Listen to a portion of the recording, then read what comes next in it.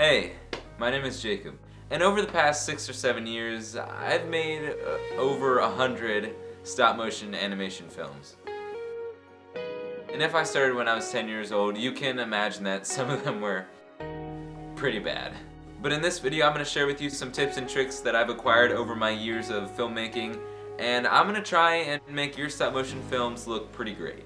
And in this particular video, I'm going to be using Legos.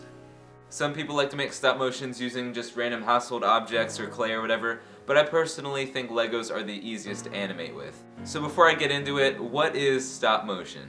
Stop motion is when you take an object and a camera and you take a picture of that object, move it a little, take a picture of it again, and continue with that progress until you have what you need, and then you go and upload it onto a computer or something, import it into an editing software, and play it together really fast. Like, I'm talking like each picture or frame is going to be like 0.2 seconds each. Remember, the shorter the picture clips are, usually the smoother the animation turns out to be. Okay, so now we need to talk about platforms, lighting, cameras, of course, and backgrounds. Okay, so when animating with Legos, I strongly suggest that you go out and buy a base plate like this. They're full of studs that the Legos can stick to, and it's a lot easier to keep track of your scene. Alright, so now lighting. It is best not to rely on the natural light outside, because in one particular scene the sun could be out illuminating the whole background, but in another scene it could go behind clouds, causing the scene to be a little bit darker than the one before it. I'm personally using this light right here and attaching it to the top of my camera by the rail.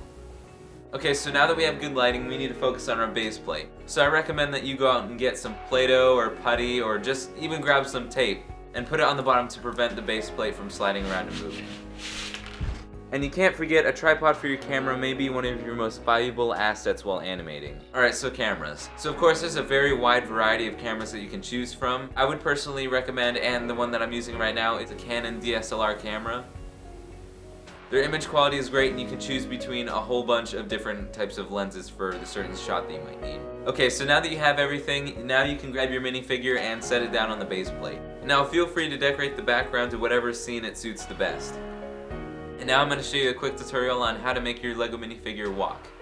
Alright, so here we have our minifigure, and we're going to make him walk from right here to, let's say, right here. First thing you're going to want to do is take one of his legs and just stick it up just like that, and take your picture.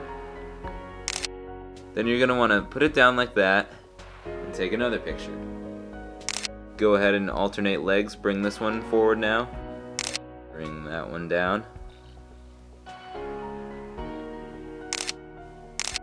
And keep doing so until you're satisfied with your movement. So yes, hopefully that helps you out to starting the making of your brick film. And just remember, when you're going through the process, that imagination and patience can be the keys to a great Lego film.